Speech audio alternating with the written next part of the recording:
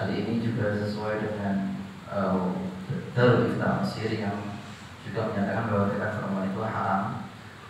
Sedangkan di 4 mazhab itu tidak ada satupun yang menyatakan haram, bahkan di mazhab Syafi'i. Itu wajib. Pertanyaannya adalah, dengan peraturan ini apakah mulazim dengan syariat yang kemudian apabila kita langgar itu jadi dosa? Terus kemudian apakah sebuah fatwa dari Mesir itu, dari Darul Ifta, bagaimana coverage sebuah fatwa?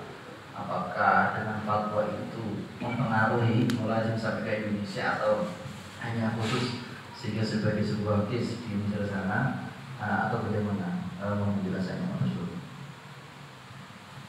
Jadi saat masalah khitanul mar'ah.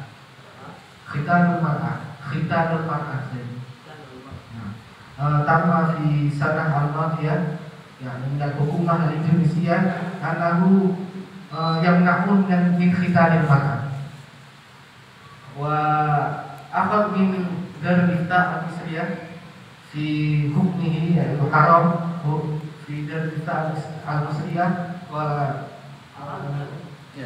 haram khitanil mar'ah ma'ana fi madahib al-arba'ah wa aidan fi madhab Syafi'i la yuhram khitanil mar'ah. Soal kaifa nata'amal ma'a hadzal ijra'at wa hadzal ma'lumat dan hukuman annahu yuhram khitanil mar'ah wa kaifa yakunu dzalika al-yasid akhdan min dari kita di Misr yang yuhram dari hal yasbut aidan di ahli Indonesia bidzalika al-fatwa annahu yuhram khitanil mar'ah. Silakan.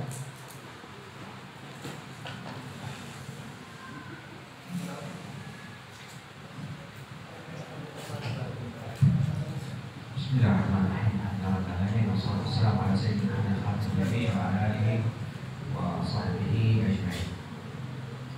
طبعا هي مسألة خلاف كان المرأة هي مسألة خلافية. لا تصل في موصلة إليه لقول باعتماد الحرمة. لا يقال أنها محرمة. عند الرجل واجبة لإزالة النجاسة كما قال العلماء الشافعية، وفي المرأة كان الأمر أخف من الرجل لعدم وجود النجاسة. فطبعا القول بالتحريم أنها حرام لا يؤخذ، صعب أن يؤخذ، ممكن يقال يترك مثل هذا. واتباع أمر ولي الأمر يكون في حدود معينة. هذه المسألة تخضع لاعتبارات كثيرة جدا. ما هو سبب المنع؟ طبعا أن أغلب الدول لا تمنع من ناحية صحية، وإنما تمنع من ناحية تبع لمنظمات غربية في هذه المسألة بالبعض. فتخضع هذه المسألة، هل أمر ولي الأمر في هذه المسألة يتبع أم لا يتبع؟ هذا هو محل النقاش، وإن شاء الله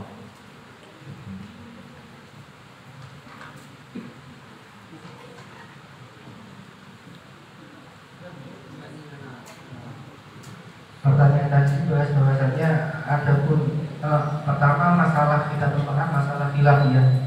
Jadi tidak seharusnya kemudian dihukumi langsung secara haram demikian, karena pada dasarnya memang masalah kita merupakan masalah khilafiyah.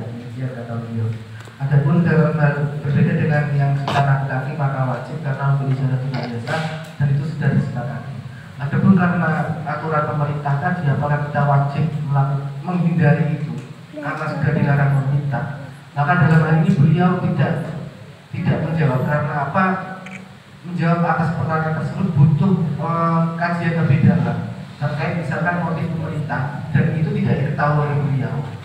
Terkait misalkan motif pemerintah apa, kenapa diharapkan, sebab-sebabnya, faktor-faktor yang menjadikan hal itu diharapkan, hal-hal yang menjadikan kenapa kemudian pemerintah dalam ini memilih yang itu padahal dalam masalah ada khilaf. Juga yang nggak luput dari perhatian misalkan apakah dalam masalah demikian pemerintah bisa dipercaya atau tidak. Nah itu butuh kajian yang mendalam, dan beliau tidak bisa memastikan bagaimana kita harus ikut atau pemerintah dalam hal ini. Beliau tidak bisa memastikan itu. masalah hitamnya itu masalah khilafiyah yang tidak bisa dihukumi secara pasti kemudian haram demikian. طبعا هذه الصيحات الغربية التي تتوالى على المسلمين فترة بعد فترة، فمرة يرفعون أصواتهم بتحديد النسل، والنبي عليه الصلاة والسلام قد ذكر فيما ذكره بأن تزوجوا الولود فإني مكافر بكم الأمم يوم القيامة. فنجد الصيحات هذه التي تأتي إلينا من الغرب، مرة تجديد النسل، مرة أخرى بما يثيرونه من الإثارة في ختان المرأة. ثم بلية المسلمين أن المؤسسات الدينية أصبحت مسيرة تتبع لسياسة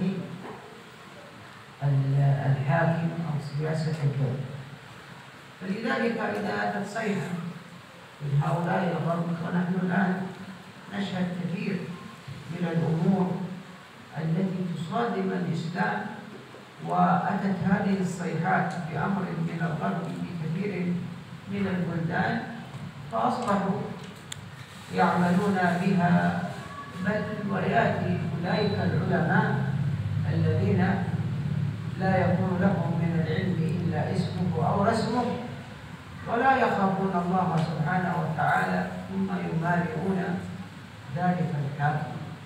كما أنهم أتوا في الفترة الأخيرة بالدين الإبراهيمي، وهو صيحة لتصحيح جميع الأديان، وأن هذه الأديان كلها صحيحة، يعني ما يدين به النصارى والبوذيون وعباد الأحبار وغير ذلك هذا دين صحيح، هكذا يقولون. ولذلك يقولون الدين الإبراهيمي ويجمع الديانة النصرانية صحيحة واليهودية صحيحة، والله تعالى يقول في كتابه: ومن يبتغي غير الإسلام دينا فلن يقبل منه وهو في الآخرة من الخاسرين، في كتابه.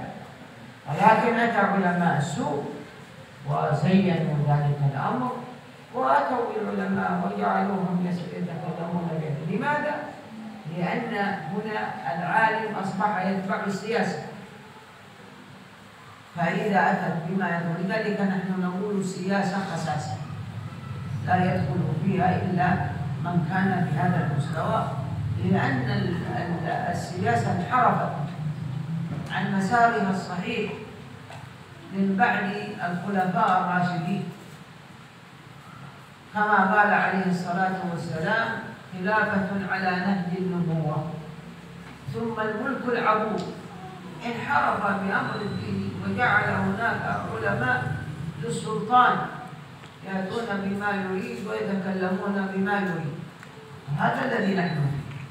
طبعا هذه الصيحة الغربية التي أتت، كل مصيبة تكون عندهم من انحدار في الأخلاق، ويكون المجتمع المسلم فيه بعيد عن هذا الانحدار بسبب تعاليم الإسلام. فنجد مثلا في ختان الرجل، نجد أن الأمراض التناسلية المنتشرة عند الغرب أمر فظيع للغاية جدا بسبب عدم الختان عند الرجال. فلذلك لم تكن شريعة الإسلام بمعنى من معنى الأحكام إلا وله معنى من معاني المصلحة التي يترتب على هذا الحكم، لكننا ربما ندركه وربما لا ندركه، وهذا أمر من الله أن ندرك ذلك فنقوم به، أو لا ندركه فنقوم به انقيادا وطاعة لله سبحانه وتعالى. أما ختان المرأة فعند علماء الإسلام قاطبة لم يقل أحد منهم بحرمته مطلقا، وإنما الأمر في وجوبه أو في سنيته، هل يسن أو لا يسن، أو هل يجب أو لا يجب. فيبقى الأمر إذا أتينا به إلى المعنى خرجناه عن الوجوب والندب نخرجه إلى معنى الإباحة، فضلا عن أن نبينه وأن نقول عنه حرام بهذا الكيفية، إن صح ما نقل بأن دار الإفتاء هذه قد أفتت في ذلك الأمر، فلا غرابة في ذلك. كما من الأمور التي عنى بها الإسلام في ختان المرأة أن كما قال النبي عليه الصلاة والسلام يعني أمر الخاتمة أن تختم وقال لها لا تخفضي، خذي ولا تخفضي ولا تنهي، يعني بقطع البغل كاملا، بل يكون فهو كما قال في حديثه صلى الله عليه وسلم بأنه من حقوق المرأة مع زوجها في هذه المسألة. وأما بقاؤه بهذه الكيفية فإنه يؤدي إلى انحراف في المجتمع، من حيث أن النساء في بقاء ذلك وعدم إخفاء وعدم الختان يؤدي ذلك إلى انتشار الفاحشة كما يقول واقع العلم، لأن بقاؤه كاملا يهيئ الشهوة عند المرأة، وهو الذي يعاني منه الغرب. فتجد المرأة طليقة مرة يتلقفها هذا وذاك، ثم بعد ذلك قد تنجب ولد وولدين وثلاثة وتذهب بهم إلى الملاجئ، وقد تذهب ويأتي ولد وولدين، ثم بعد ذلك يكون الزواج بعد أن أنتجوا الأولاد بسبب هذا الأمر الذي يريدون أن يصدرونه للمسلمين. دائما وأبدا لن يأتي إلينا من الغرب ما يسلكنا، ولذلك ستتكشف أيام في الأيام حقائق كبيرة جدا. حتى هذه المنظمات العالمية لحقوق الإنسان، لحقوق الحيوان، هذه الصيحات الكاذبة الخادعة التي يخدعون بها المسلمين، أين هم هؤلاء أصحاب حقوق الإنسان الذين يصدحون بها ليلا ونهارا ويزعمون أن المسلمين لا يقومون بحقوق الإسلام، ثم بعد ذلك حقوق الطفولة وغير ذلك، والطفولة تذبح في غزة، والنساء يقتلن في غزة، والإنسان يحاصر جوعا في غزة وفي غيرها، وهم يشهدون ذلك ويرفعون أصواتهم بحقوق الإنسان كذبا وزورا لكي يستطيعوا أن يتدخلوا في بلدان المسلمين. لذلك يجب علينا أن نكون لنا معنى من معنى الوعي الكامل الصحيح. ولذلك قال لكم إذا أمرت الدولة بشيء فنقول لا طاعة لمخلوق في معصية الخالق، طالما أن الأمر مندوب إليه عند العلماء أو مباح على غير الأبواب فإنه لا يكون له معنى من المعاني هذا فيعمله الإنسان. نعم، والله سبحانه وتعالى. Beliau menjawab terkait masalah khitan perempuan yang diharamkan dan dibuat tidak perintah. Bahwasanya memang beliau menganggap itu merupakan narasi negatif yang sengaja dilancarkan oleh pihak yang tidak setuju atau ingin melawan agama Islam, kata beliau. Seperti misalkan kasus yang lain tahdidun nasal atau pembatasan anak, itu juga demikian, merupakan kontra narasi yang memang sengaja dilancarkan untuk kemudian merongrong Islam dari dalam, kata beliau. Padahal jelas Nabi Muhammad SAW bersabda dalam konteks pembatasan anak atau KB, kata Nabi Muhammad tazawwajul walud, Nabi memintakan agar kita mencari wanita atau perempuan yang untuk dinikahi yang bisa memungkinkan berpotensi untuk beranak dan banyak demikian. Maka sama saja demikian khitan mar'ah itu juga merupakan narasi yang memang digencarkan dari pihak sana untuk kemudian mempengaruhi umat Islam hari ini atau mengubah budaya atau peradaban umat Islam hari ini dan mencabutnya dari akar-akar ajaran Islamnya. Maka beliau ini juga mungkin, sangat mungkin didukung oleh muasasah dirinya atau misalkan orang-orang dalam negara yang berkecimpung atau mengatur urusan agama, itu sangat mungkin. Karena apa? Selagi kaitannya dengan negara, meskipun itu adalah yang mengatur soal agama, itu tidak lepas dari situasi atau kendali politik atau kendali siasat. Boleh jadi sangat mungkin politik tadi atau kendali politik tadi mengintervensi hal-hal yang termasuk urusan agama, tidak hanya urusan bernegara saja. Itu sangat mungkin kata beliau. Itu merupakan narasi yang sengaja digencarkan. Makanya kemudian sebelumnya misalkan ada lagi beliau beri contoh tentang tashdih jamil adyan atau narasi yang mengatakan bahwasanya semua agama itu sama, baik yang agama samawi atau tidak. Buddha, Islam itu sama saja, agama semuanya benar. Ada juga narasi yang hanya agama samawi saja, artinya apa? Islam, Yahudi dan Kristen yang sama.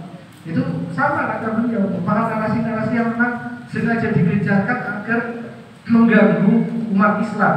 Padahal di Al-Quran sudah jelas, wa may yabtaghi ghairal Islam dinan falan yuqbala minhu wa huwa fil akhirati minal khasirin. Orang yang mengharapkan agama selain Islam yang tidak akan diterima oleh Allah Subhanahu wa taala, kata beliau. Dan itu tidak luput dari beliau dari kaki tangan politik atau dari intervensi politis, kata beliau. Makanya beliau mengatakan siasat khosasah, kebanyakan politik itu isinya kotor. Sejak apa? Sejak dulu, sejak selesainya masa Khulafaur Rasyidin, kata beliau. Sejak zaman Nabi Muhammad SAW itu masih bersih, kemudian diteruskan oleh sahabatnya yang 4. Setelahnya kemudian yang ada adalah bukan atau kerajaan yang lalai atau yang lanjut. Sejak dahulu memang yang namanya politik, kata beliau, itu identik dengan kotor dan keji dan menjijikkan. Lah yang demikian soal narasi-narasi kayak demikian tadi seperti khitanul mar'ah, pembatasan anak, kemudian semua agama itu sama, itu merupakan narasi-narasi yang memang sengaja dilontarkan untuk mengganggu kita, kata beliau.